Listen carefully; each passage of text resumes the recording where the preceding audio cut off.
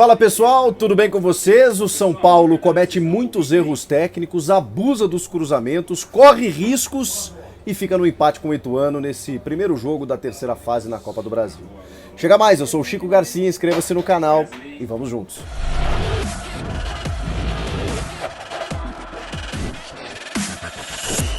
Fala pessoal, olha onde eu tô aqui, ó. Estádio do Morumbi, acabei de comentar o jogo na Band News FM. 0 a 0 São Paulo e Ituano, um confronto em que teoricamente a gente colocaria o São Paulo ou como favorito ou até mesmo como uma tendência de vitória, pela diferença técnica das duas equipes, de estrutura, de orçamento, de tudo que você quiser colocar. É fato que a Copa do Brasil equilibra muito as coisas, né? A gente tem muitos confrontos aí com surpresas. Agora, o que eu esperava aqui era que o São Paulo desse uma resposta técnica ao seu torcedor, que ficou 45 dias sem ver o time aqui no estádio do Morumbi em casa, que vem de uma vitória interessante contra o Tigre, né, aquela rivalidade de Sul-Americana, mas especialmente por um 2 a 0 fora, com o Erisson fazendo 2 gols, um novo sistema adotado pelo Rogério, mas que diante do torcedor fizesse valer isso também na sua casa num jogo eliminatório em que você precisa fazer valer o mando de campo, vencendo o primeiro jogo, porque decide fora, e levaria uma vantagem para lá. Pois isso não aconteceu. O Rogério começa o jogo, mais uma vez, com o seu sistema de 3 zagueiros, o Arboleda, o Alan Franco e o Beraldo, e 2 centroavantes, o Erisson e o Caleri, com o Michel Araújo de novo pela ala do lado esquerdo, o Natan pelo lado direito e 2 meio-campistas, o Mendes e o Natan. O Wellington Rato, dá para dizer que ele também foi um meio-campista, porque ele foi um dos destaques do time na temporada, aberto pelo lado direito, pois nesse jogo ele estava por dentro, ali mais pelo lado direito, o Michel Araújo pelo lado esquerdo e os 2 jogadores de meio, o Mendes e o Rodrigo Nestor. O meio inexiste no São Paulo. E aí eu preciso valorizar também o que fez o Ituano. Se defendeu muito bem, com uma linha de 5 sem a bola, apostando em contra-ataques, mas gerando muito perigo ao gol do São Paulo. Olha, o Ituano teve algumas chances claras para poder abrir o placar. Faltou qualidade técnica, perdeu muitos jogadores, reforçou equipes de Série A depois do ótimo Campeonato Paulista que fez para sua realidade, eliminando o Corinthians numa quarta de final e parando na semi para o Palmeiras, perdendo por 1 a 0 num gol em que a gente sabe que teve falta do Gustavo Gomes para fazer assistência para o gol do Murilo. Então o Ituano fez uma boa campanha no estadual. Eliminou o Ceará na Copa do Brasil na segunda fase e veio aqui e fez um jogo de enfrentamento contra o São Paulo. É que falta, como eu disse, qualidade técnica em alguns momentos. No segundo tempo, o Ituano teve o campo muitas vezes, em que em contra-ataque, se tivesse um pouquinho mais de qualidade e tivesse encaixado esse contra-ataque, fatalmente teria vencido o jogo. Mas é que aí, o Quirino, por exemplo, perdeu muitas oportunidades até ser substituído pelo Viniegra, que é um jogador de origem mexicana. O Paulo Vitor, pelo lado direito, teve outras oportunidades, mas acabou cansando efetivamente no jogo. Agora, o São Paulo, depois do primeiro tempo, em que o time estava encaixotado pela equipe do Ituano, percebeu, pelo menos isso, o Rogério Ceni percebeu que não ia funcionar dentro dos 3 zagueiros, em que os zagueiros, muitas vezes, pela postura do Ituano, tinham que armar o jogo, chegava no meio de campo com um muro rubro-negro à sua frente, nem o Mendes nem o Nestor conseguiam trocar passes ou armar o jogo, o Araújo tentava lá pelo lado esquerdo, mas também num bloqueio, e chuveirinho na tentativa de Caleri e Erisson. Mesmo assim, esses cruzamentos não eram efetivos. Nenhuma bola limpa para os centroavantes.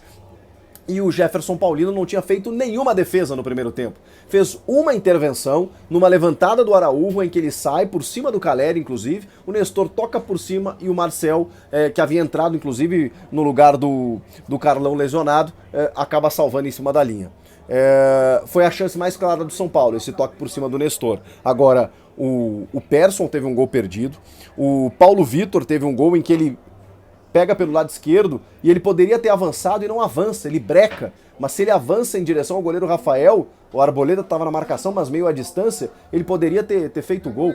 O Ituano teve chances mais claras no primeiro tempo do que o São Paulo, que teve essa do Nestor. Aí vem o segundo, o Rogério muda o sistema e remonta aquele esquema tático, aquele sistema do Campeonato Paulista, praticamente num 4-2-4, em que ele de novo mantém os 2 meio-campistas, né, o Mendes e o Nestor, mas aí ele abre jogadores de frente, com o Wellington Rato por um lado, o David por outro, sendo o Luciano que entra jogando atrás e o Caleri como centroavante. O Erisson acaba saindo, sendo sacrificado. Ele também coloca o Rafinha no lugar do Alan Franco, né, que também não fez um bom primeiro tempo. Depois acaba saindo o Beraldo também para a volta do Diego Costa, depois de meses afastados desde aquela final contra o Independiente Del Valle na Copa Sul-Americana.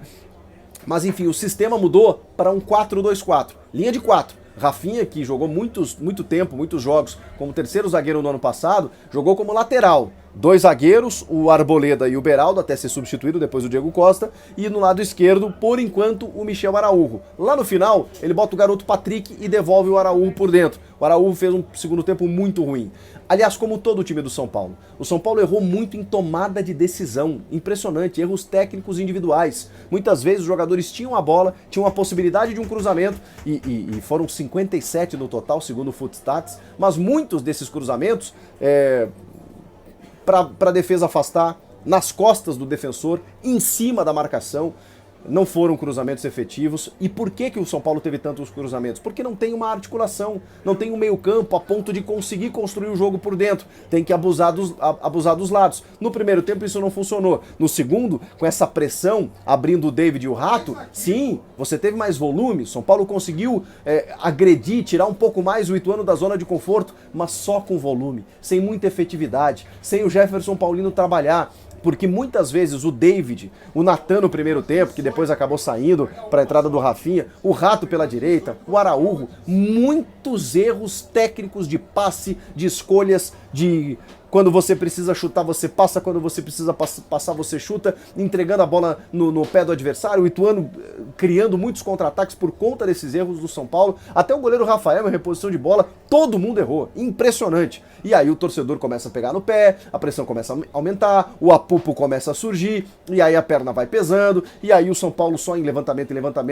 e cruzamento e volume e tal, e não conseguia chegar no gol adversário. O Luciano melhorou o time ofensivamente, porque, enfim, ele é um jogador que se entrega muito e conseguiu dar mais trabalho ao Jefferson Paulino. Tem uma defesa aos 47 do segundo tempo, que é de cinema do goleiro do Ituano, numa cabeçada do Luciano, que depois ele tenta no rebote, mas meio desequilibrado, a bola sai pela linha de fundo. Mas foi o Luciano quem deu mais trabalho ao goleiro adversário. De resto, o São Paulo não criou para vencer, errou muito, o Ituano teve chances até o final do jogo, o Ituano seguia tendo chances, mas repito, com pouca qualidade técnica para poder abrir o placar.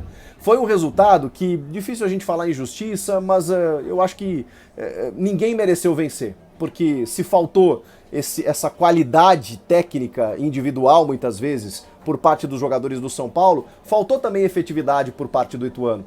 Mas para o Ituano, a grande diferença está aí. O 0-0 foi maravilhoso. O Ituano já chegou longe dentro das suas pretensões na Copa do Brasil. E agora leva o jogo para o Novelli Júnior, em que mais um empate leva a decisão para os pênaltis, onde o seu goleiro tem um ótimo retrospecto, inclusive nessa temporada, tirando o Corinthians, tirando o Ceará. E aí?